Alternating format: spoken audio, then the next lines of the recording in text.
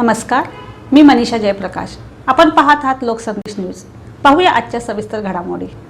आंदोलकांना वाटत असेल सरकारनं त्यांच्या मागण्या मान्य केल्या, त्यांना समाधान वाटत असेल तर त्यांचं आणि सरकारनं मार्ग काढला असेल तर सरकारचं मी अभिनंदन करतो। सगळे सोयऱ्यांच्या व्याख्येबद्दल बोललं जात होतं। वडील आजोबा पंजोबा यांच्या महसुली आणि शैक्षणिक कागदपत्रांवर जी जात लिहिली असेल ती त्यांच्या मुलांना नातवंडांना लागू होते, तेच सरकारनं दिलेल्या राजपत्रात लागू होते। त्यामुळे सरकारने नवीन काही दिलेलं नाही, म्हणून ओबीसी आरक्षणाला कोणताही धक्का लागलेला नाही। आता मराठा समाज त्या राजपत्राचा अभ्यास करेल की आपल्याला काय मिळालं। आम्हाला कोणताही धोका नसल्याचं बबनराव तायवाडे यांनी नागपूर इथं बोलताना आपलं मत व्यक्त केलंय।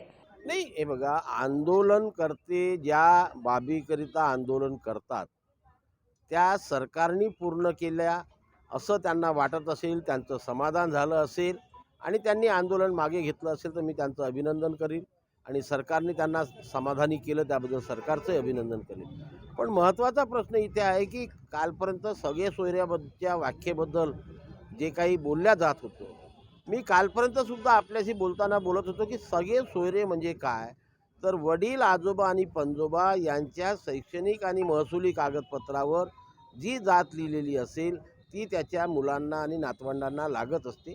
तेच कालच्या राजपत्रामध्ये दिलेलं आहे। नवीन काय दिलं त्याच्यामध्ये? त्याच्यामुळे आमच्या आरक्षणाला कुठेही धक्का लागलेला नाही।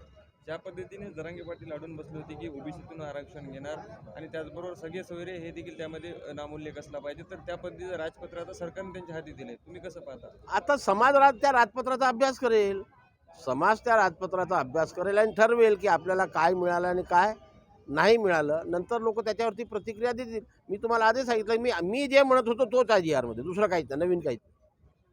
तुम्ही जर सरकार जर ओबीसीच्या विरोधात काही भूमिका घेतली तर मुंबईकडे वाटचाल करणार अशी भूमिका तुमची देखील जाहीर केली होती, तर सध्याचा निर्णय पाहता आणि सरकारची भूमिका पाहता काय तुमची काय पुढे?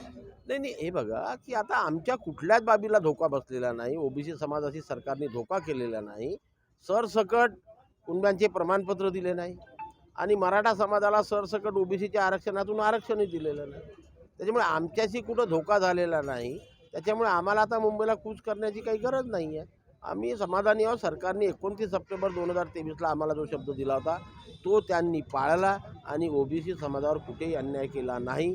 त्याबद्दल मी सरकारचे संपूर्ण ओबीसी समाजातर्फे आभार मानतो, त्यांचं अभिनंदन करतो।